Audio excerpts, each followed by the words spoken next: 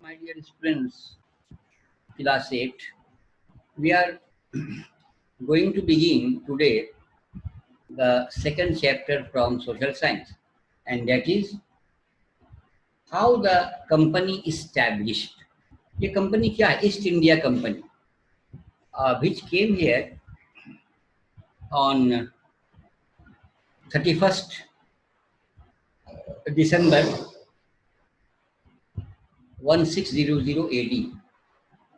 यानी east India company England की company आई थी जो मशहूर है, और उसके बाद ही इंडिया में बड़े पैमाने पर इन्होंने ट्रेड किया, और फिर बाद में आगे चल कर के they became ruler of the country. तो इन दिस वेरी चैप्टर ये कैसे पावरफुल बने, किस तरह से इन्होंने ट्रेड से अपने को रूलर बनाया, शासक बन बैठे, तो ये सारी कहानी हम इसमें पढ़ेंगे इस लेसन में। और क्या क्या पढ़ेंगे ये भी हम इसमें बता देते हैं। In this very lesson we will study European trading companies in India. Companies है यहाँ पर, और से समझना, यानी एक सिर्फ इंग्लैंड वाले ही यहाँ पे नहीं आए, यहाँ डच भी आए, पुर्तगीज भी आए, और फ्रेंच भी आए यहाँ पर, और फिर ब्रिटिश भी आए यहाँ पर। तो ये हम पढ़ेंगे यहाँ पर। East India company sets up base in Bengal. अब कैसे, how East India Company started its first factory at the bank on the bank of the river Hooghly in Bengal, in Calcutta. तो ये भी हम पढ़ेंगे यहाँ पर। नेक्स्ट पढ़ेंगे battle of Plassey. Battle of Plassey, Plassey is the name of place. और extension of company rule. The tiger of Mysore, Tipu Sultan के बारे में पढ़ेंगे, जिन्होंने अंग्रेजों के दांत खट्टे कर दिए थे, टीपू सुल्तान और उनके फादर हैदर अली। ये बहुत बड़े सूरमा, बड़े बहादुर थे, और उन्होंने अंग्रेजों के दांत खट्टे कर दिए थे। लेकिन अभी हम लोग उनके कारनामों को, उनके अचीवमेंट्स को भुलाना चाहते हैं, हिस्ट्री में भुलाना चाहते हैं। जो ऑलरेडी हिस्ट्री में लिखी हुई बातें हैं वो तो सच्चाई है, दुनिया में लिखी हुई कई है, सैकड़ों हजारों किताबें हैं जहाँ पर उनकी कुर्बानियों को लिखा गया है। लेकिन ये हमारे, लेकिन कुछ पॉलिटिक्स गंदी हमारी चल रही है जिससे हम उनको भुलाना चाहते हैं, ऐसा मुमकिन नहीं है। तो ये टीपू सुल्तान के बारे में हम पढ़ेंगे। उसके बाद में हमारा होगा वॉर विद द मराठा, यानी मराठा के साथ कैसे इनके ईस्ट इंडिया कंपनी यानी अंग्रेजों के वार हुए। Claim to paramountcy, the doctrine of left, ये सब कानून था। डॉक्ट्राइन ऑफ लेफ्ट जो है कानून था, वो कानून कैसे पारित किया, अंग्रेजों ने क्यों पारित किया, और उस पर कैसे इम्प्लीमेंटेशन हुआ। All these things will be discussed in this lesson. और the last one, the setting up a new administration उन्होंने सेट किया 100 years बिफोर, यानी कि up to the mid of 19th century. How they established control, how they became powerful. तो यहाँ सबसे पहले हम आते हैं European trading companies in India. East India company was formed with the sole purpose of buying goods at a cheap price and to carry back to Europe and sell at higher prices. यानी minimum input maximum output, यानी कम पैसे में हम बड़ा कारोबार करेंगे, यही था। हमें लूटना है दोनों हाथों से भारत को, और हम लूटने के लिए आए हैं, हम लूट के जाएंगे, यही फॉर्मूला था इनका। और फिर ईस्ट इंडिया कंपनी ने इंडिया में, और जहांगीर जिस टाइम में यहाँ पर थे, इन रूलर थे, जहांगीर के टाइम में आए यहाँ इंडिया, और उन्होंने उनको दिया मलका, यानी क्वीन का, मलका एलिजाबेथ जो भी थी, उनका वो लेटर दिया कि ये लोग ट्रेड करेंगे, व्यापार करेंगे आपके यहाँ से। तो जहांगीर ने सोच समझ करके बाद में उनको परमिशन दिया। तो इस तरह से India produced very high quality of cotton. अब ये कहानी है यहाँ पर थोड़ी सी, उस कहानी को हम बता देते हैं। सिंस वेरी लॉन्ग टाइम, और से समझो, ये बात किताबें में नहीं, मैं अपनी बात बता रहा हूँ। Since very long time, India was famous for international trade, and the goods were sugar, indigo, opium, and especially cotton textile. Cotton textile was famous in European countries. और इस तरह से इंडिया का कॉटन पूरी दुनिया में मशहूर था। यूरोप ने देखा और इंग्लैंड वालों ने देखा कि क्यों न इंडिया से व्यापार किया जाए और इनसे कच्चे माल खरीद करके हम इसको फिनिश्ड करें अपने फैक्ट्री में, अपने मिलों में, और उन्हीं के हाथों पे हम महंगे दामों में इसको बेचें। तो इस तरह से इन्होंने कारोबार शुरू किया और ईस्ट इंडिया कंपनी के नाम से यहाँ पर आए। और उसके बाद the Portuguese, French and Dutch trading companies came looking for these items. There was fierce competition among tough competition था, बहुत टफ, बहुत ज़्यादा, यानी कि किसी कहते कंपटीशन क्या बोलते हैं हम लोग, ये प्रतिस्पर्धा, बहुत थी प्रतिस्पर्धा। एक कंपनी अगर देती थी माल प्राइस तो वो भी चाहती दूसरी उससे अच्छा प्राइस दे, माल दे, प्रोडक्ट दे। तो कंपटीशन का माहौल था। और ये तीनों जो हमारे थे ब्रिटिश के लूटने आए थे। कौन सबसे बड़ा लुटेरा है ये तो बाद में पता चला, ब्रिटिश सबसे बड़े लुटेरे थे, इन्होंने लूटा, दोनों हाथों से लूटा। तो ये apart from the British, the Portuguese, French and Dutch trading companies came looking for these items. यानी वही जो बताया मैंने item, cotton textile specially. There was fierce competition था, led to the many battles. They regularly attacked each other's ships, tried to prevent one another's ships from moving with supplies of goods. ये लोग जहाज़ों पर भी हमला करते थे, Portuguese और इन लोगों के बीच में हंगामा था आपस में, और जहाज़ों पर उनके माल को नुकसान पहुंचाना, ये करना, ये आपस में करते थे ये लोग, ताकि मार्केट में हम जिंदा रहे, ये लोग चले जाएं।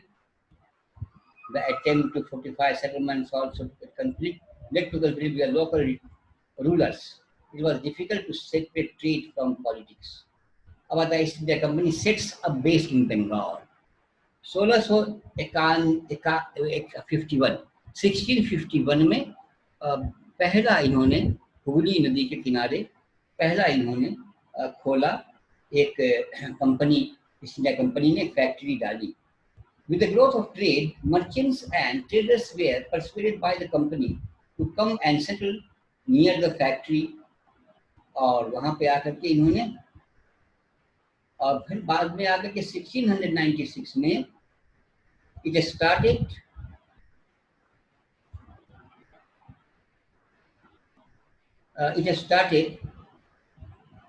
building a fort around the settlements. 2 years later, by bribing Mughal officers, the company got zamindari rights over the 3 villages. और पहला इसमें हमारे पास में क्वेश्चन भी है, काली काटा, ये पहला गांव है जिसको के दिया गया, इनको कंपनी के ऑफिसर्स को दिया गया ये गांव। और Mughal emperor Aurangzeb to issue फरमान, औरंगजेब टू इशू ए फरमान granting it duty free trade rights, और ड्यूटी फ्री राइट्स का यहाँ पर एक फरमान दिया गया। इस तरह का अप्रोच किया इन लोगों ने गवर्नमेंट के साथ में।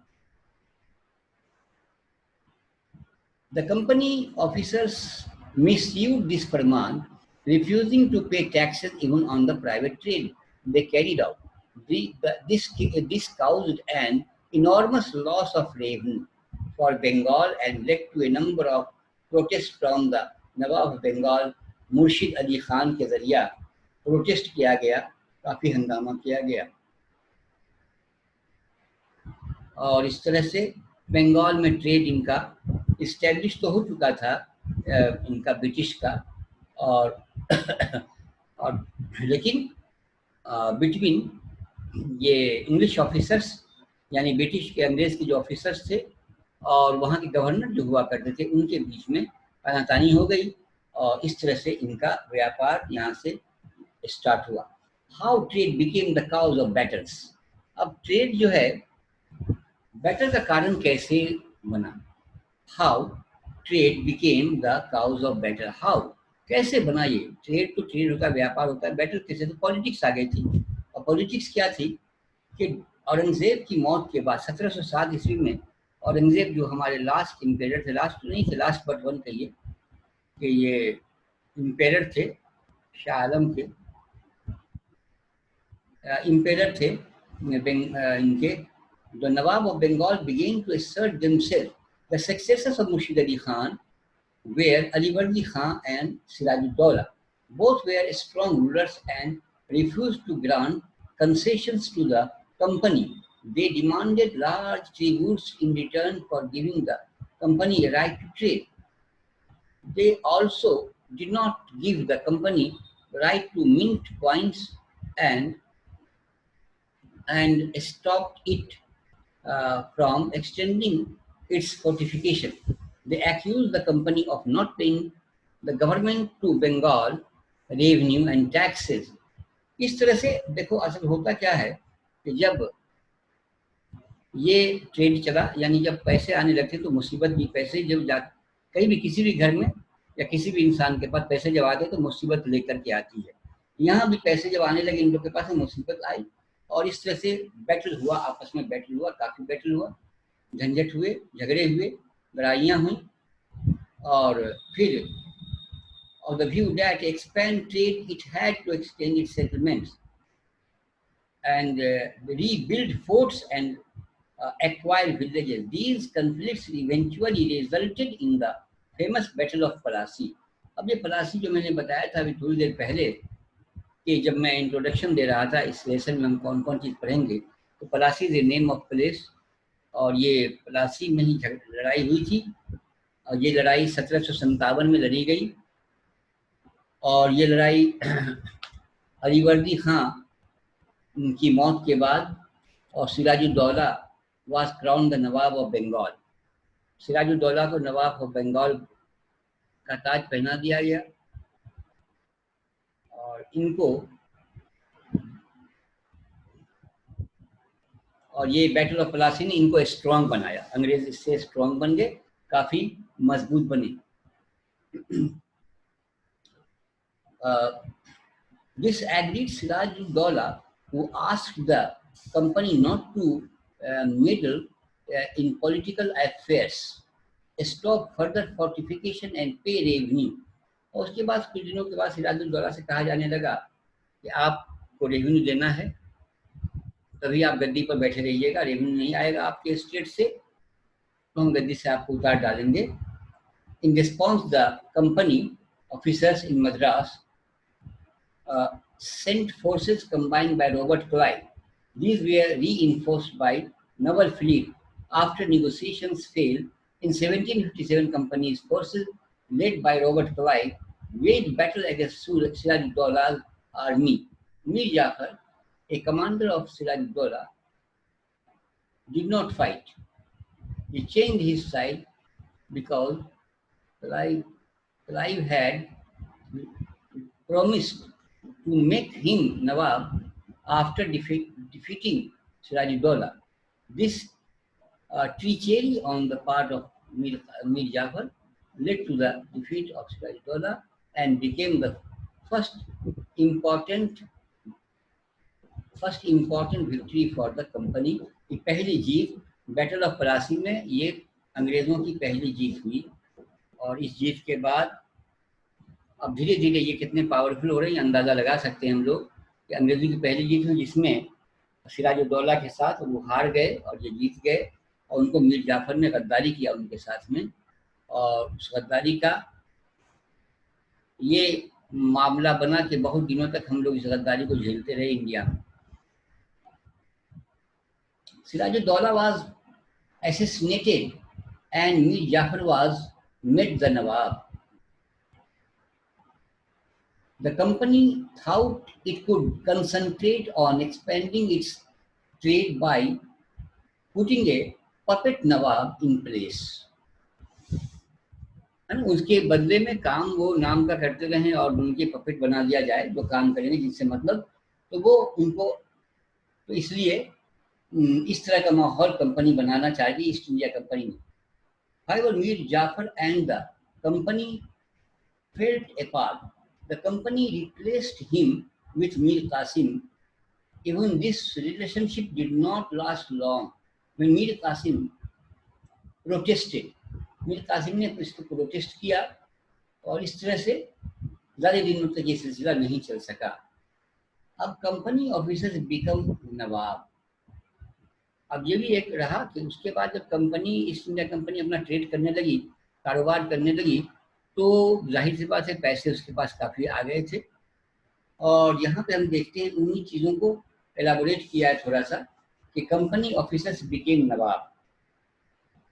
Having experienced the royal and lavish lifestyle of नवाब, अब नवाबों का जो लाइफ स्टाइल देखते थे कंपनी के ऑफिसर्स कि नवाब की कितनी शान शौकत है, तो after the battle of Plassey company officers amassed a huge fortune. This came in the form of large sums of money and land. इस पर बहुत ज़्यादा पैसे खर्च करती थी, यानी कि ये लोग नवाब भी खर्च करते थे, नवाब और कंपनी देती थी ये पैसा नवाब को अकॉर्डिंग टू द एग्रीमेंट, और इस तरह से चलता था इनका। Even though the it was acquitted, he committed suicide in 1777. Most company officers came from humble backgrounds. When they returned to Britain, they flaunted their riches there. इस तरह से करके कंपनी और इसका मामला, यानी एक रिफ्ट आ गया। रिफ्ट कहते हैं एक क्लैश, यानी डिफरेंसेस स्टार्ट हुआ। डिफरेंस कैसे?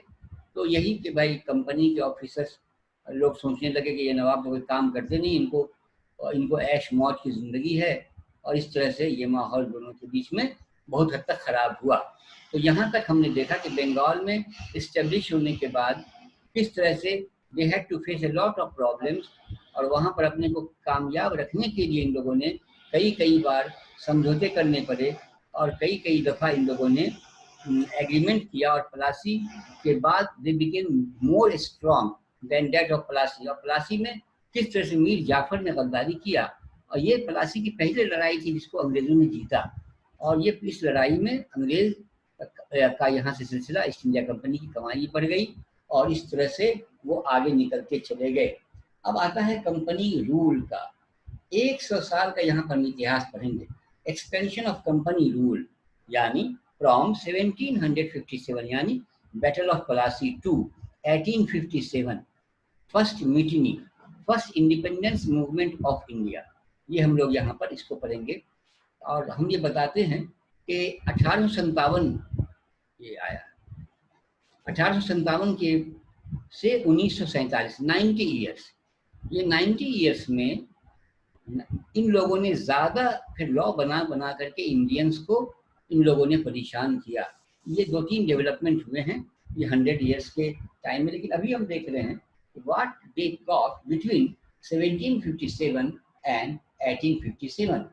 East India company annexed many Indian states। Annex मैंने पहले ही बताया था, एनेक्स वर्ब है, इसका मतलब मिलाना, मिला देना है ना, किसी को किसी में मिला देना। तो बहुत सारे इंडियन स्टेट्स को मिलाया था, और achieve through various means. After the battle of Buxar in 1762 Plassey हुई, प्लासी के बाद बक्सर की लड़ाई भी हुई, और बक्सर की लड़ाई में भी जो है वो residents were appointed by the company in Indian state. Their job was to further the interest of the company and interfere in internal affairs of the state. They influenced choices like succession and the filling of key administrative posts. Weaker states were forced by the company to accept a subsidiary alliance. अब यहाँ पे बात आती है subsidiary alliance की। किस तरह से सब्सिडियरी अलायंस का कानून बना, और यह कानून आगे चला, और इसने भी एक्सपेंशन ऑफ कंपनी रूल को लाने में काफ़ी बड़ी भूमिका निभाई। द टाइगर ऑफ मैसूर, और उसके बाद से फिर हम देखते हैं कि alliance. According to the terms of this alliance, the company forces were deployed for the security of the state. The state was not allowed to have its independent armed force and had to pay the company for the upkeep of subsidiary forces. If the state failed to make the payment, part of the treasury was taken over by the company as a penalty. In 1801, the Nawab of Awadh had to give, Awadh means Lucknow, at present it is called Lucknow. Awadh is the old name of Lucknow. जैसे हम पाटलिपुत्रा कहते हैं पटना को, हम राजगिरी कहते हैं राजगीर को, बहुत सारे नाम ऐसे हैं शहरों के इंडिया में।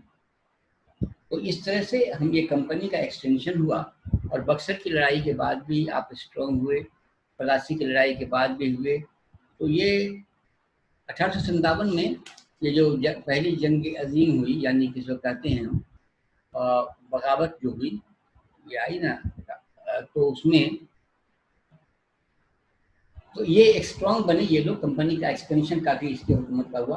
अब ये इसी बीच में क्या हुआ कि ये सबका, ब्रिटिश तो सबके दुश्मन थे, तो जो मैसूर के रूलर थे टीपू सुल्तान, उनके भी ये बहुत बड़े दुश्मन थे। तो इसीलिए अब उसके बारे में भी हम लोग पढ़ेंगे। और फिर टीपू सुल्तान,